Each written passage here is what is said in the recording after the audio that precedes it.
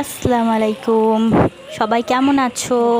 আমি মিশো থেকে একটা cotton kurti pant set order দিয়েছিলাম, তো সেটাই এসছে, সেটাই আনবক্সিং করে দেখাবো। কিন্তু কুর্তিটার কোয়ালিটিটা আমার একদম ভালো লাগেনি। কুর্তিটা খুব খারাপ, অতটাও ভালো না, কোয়ালিটি খুব খারাপ। তো এর প্রাইসটা নিয়েছে 323। কেমন হয়েছে আমার কুর্তিটা অবশ্যই কমেন্ট করে জানিও। আর আমার চ্যানেলকে সাবস্ক্রাইব করে দিও।